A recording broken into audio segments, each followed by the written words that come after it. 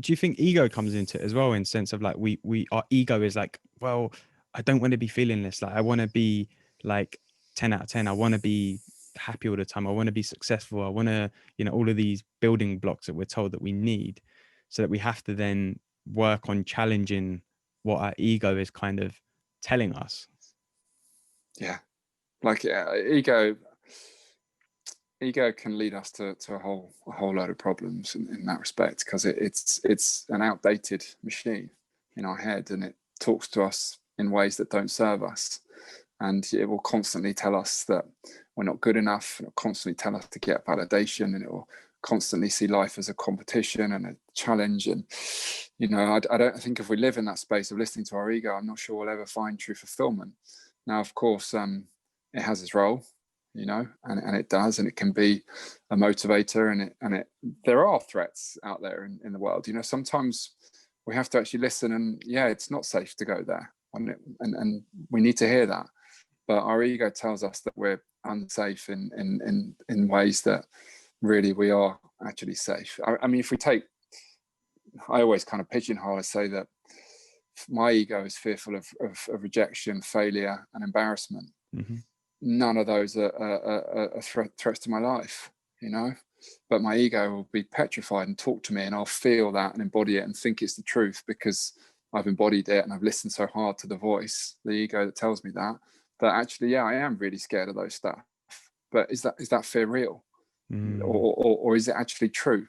Should I actually be scared? Should I be worried about what people think of me when I'm dancing? Or am I just listening to the voice in my head, and am I embracing that? Am I under threat? And no, I'm really not. And do I want to live that way? No. So what's my truth? My truth is that sometimes I hear a song and I want to dance, and I just want to express and play. That's my truth, when my ego is not in play. And it's beautiful when you live in tune with that truth and not let the fear creep in.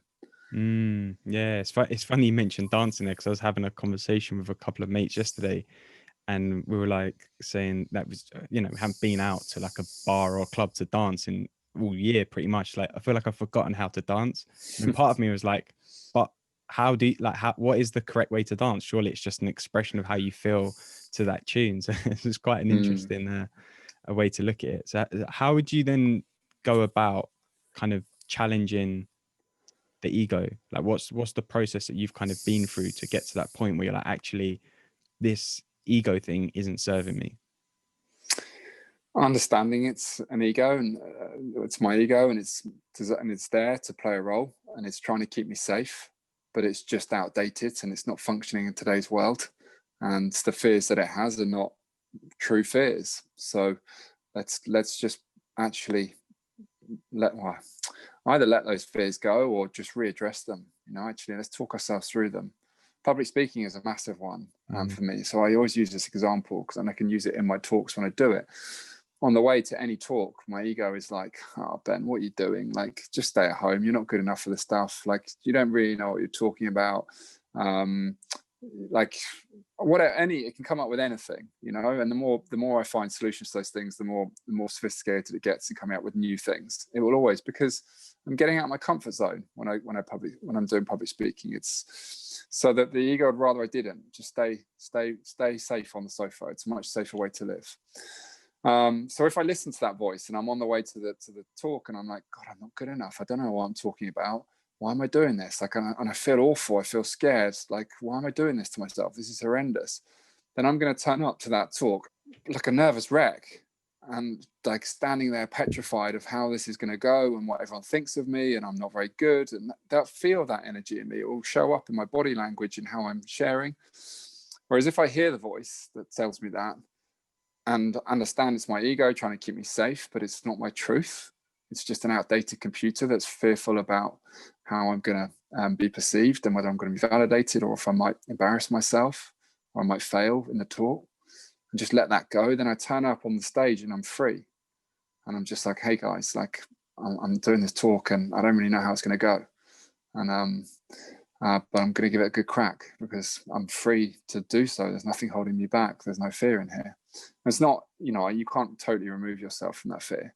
It's not like I'm completely, but you can do a pretty decent job. And and people think you're brave, and it's just like, well, I'm no braver than you. We've all got it inside of us. I'm just choosing to listen to a different energy, which we can all do.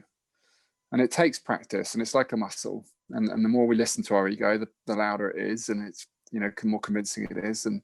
But bit by bit, each day, if we challenge that voice and we challenge where it's coming from, and we override it, and then we take action, and we show that ego that actually it is safe. You know, when I've done enough talks now to know that I am good enough, people are interested, you know, it is going to be all right. So that when that voice comes in, it's like, well, it's not true, actually. You know, I've done this a few times. I've been here and that went well, and that's so actually, and that voice gets quieter, you know, and you become more powerful, more free. And it's a game for me. It's a dance, you know. I don't know if that makes sense, or I live in my own little merry world inside of my own head. I don't know.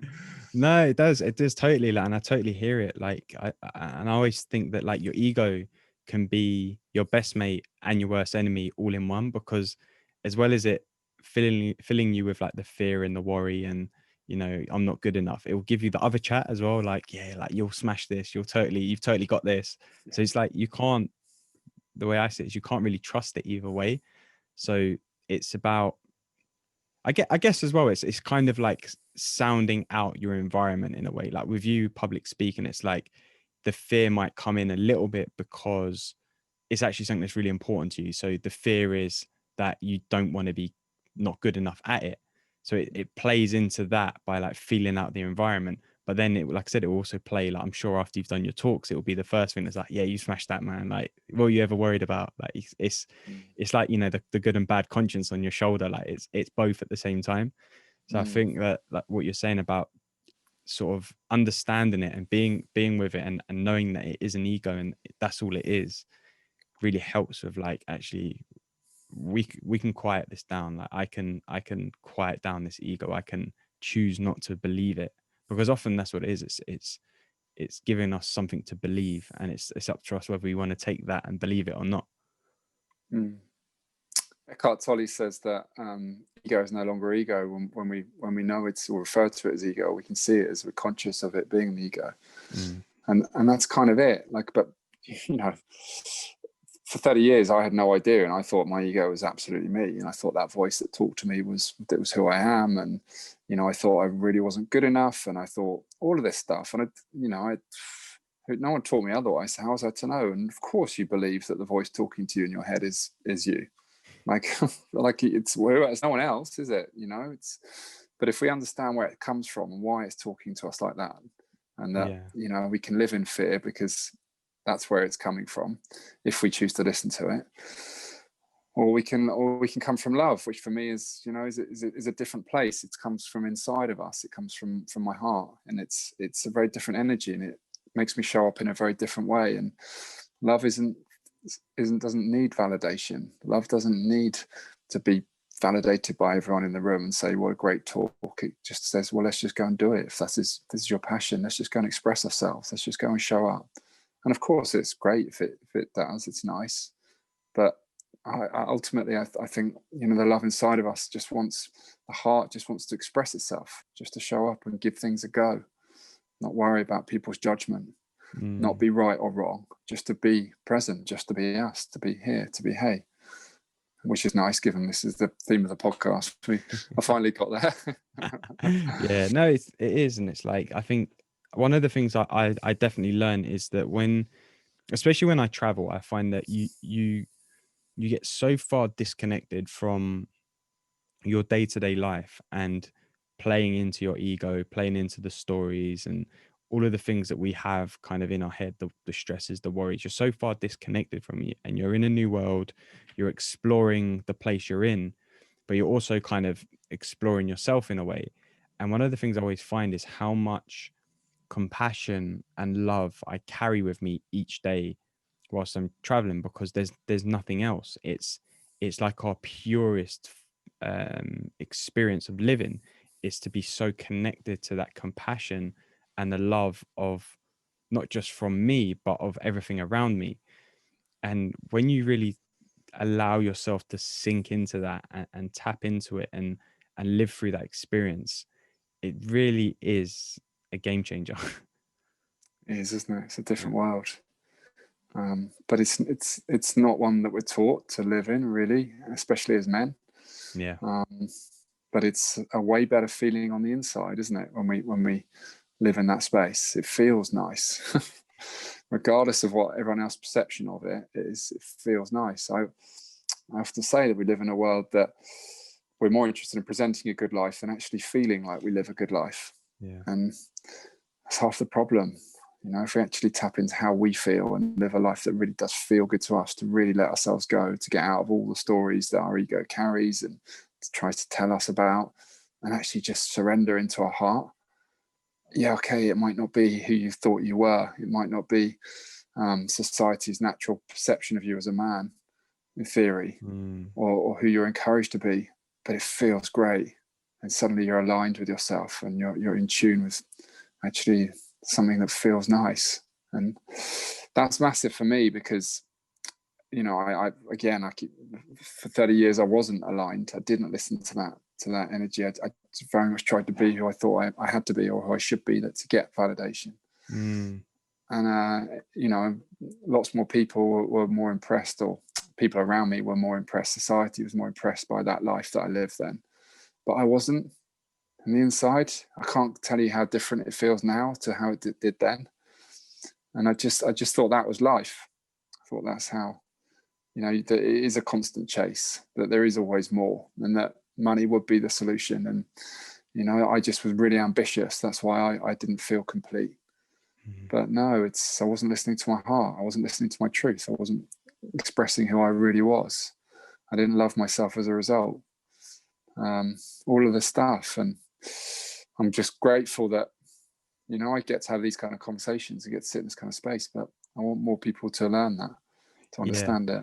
Totally. And I think, you know, this why we both do this kind of thing, is to open up those conversations. And for me, like, I've had some amazing women on the podcast who are just super like inspiring, powerful, but it's the open and raw conversations I have with guys that really nourish me the most, because like you said, I think that there is a big lack of it with guys, right? There's a big lack of feeling like it's okay to tap into that love, that compassion, that self-love, and break away this identity that we kind of put up for everyone else to see.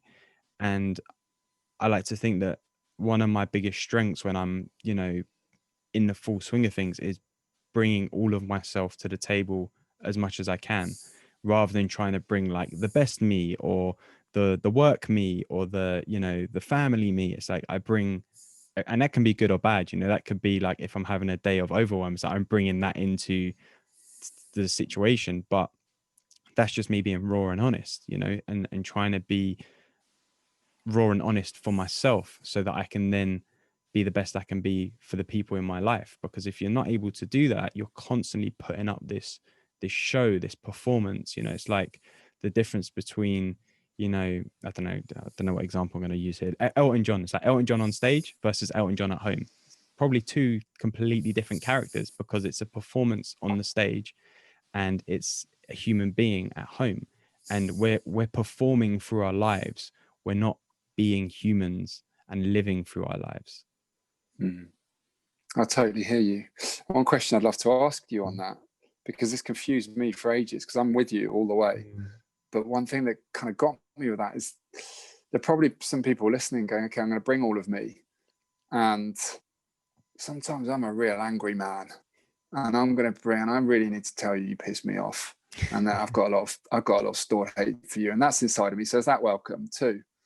And I guess it's like, it's the full range, isn't it? It's like you can't just be the happy go lucky guy all the time. Like there is going to be that anger, there is going to be the sadness, there is going to be the dullness as well. And it's like, not saying you should let that out with people, like, or on people, but when that anger's there, or that sadness about something's there, like, feel free to speak about it. You don't have to be like, okay, Bane, you've really pissed me off, like, let's have an argument about it. It's like, do you know what, I don't necessarily agree, and it's made me feel a type of way, and have in a way, like a grown up, you know, open conversation about it. You know, you don't have to just react, you know, to how you feel in that moment all the time. Sometimes you have to allow yourself to feel the thing, to know that it's something that has made you respond in a way, so that you can then have a conversation about why that was, particularly when it comes to like close friends, family members, partners. It's super important, I think. What about What you? if they say like, but that's not me, I'm angry, I'm passionate, and I need to like really let it out? Do you know what I mean? Because Yeah. the way I see it is that I'm totally with you, but I think that for me, that's people getting too attached to their ego. Mm, They don't realize it. mm, And I want to see all of people's hearts, like everything that they feel inwardly, absolutely. But I don't like, and I don't, and I'm not telling people they're wrong when they're coming from their ego, but you know, that yeah, sure, we can be angry, but like you say, like for me on my heart, that energy inside of me is always kind and compassionate. It's got understanding. It's not trying to make people wrong. It's not trying to be in this competition with everyone where I'm better than them and they're wrong and I'm right. So you need to ram it down. Like our heart isn't interested in any of that stuff. So like when we're truly connected to our heart, it's like you say, can I have a conversation with you? Like, because this is kind of thrown me a bit and I don't really mm. understand how you express that. And it's made me feel a bit troubled and I definitely can feel some anger inside of me. And I have to let it out. And that's expressing that that's the truth. The truth is not you're wrong and I'm right. And Yeah. we're gonna, do you know what I mean? But it's hard. It's hard to differentiate Yeah. and Mm. this is the whole journey that I feel like I've been on, that I feel, I will always continue to go on. It's really learning how to connect with and understand my heart, so I don't need to make people right or wrong, and I can have compassion in the understanding, still express myself and still express the anger and the pain and the troubles that are in me, but not in through an egotistical way. Yeah.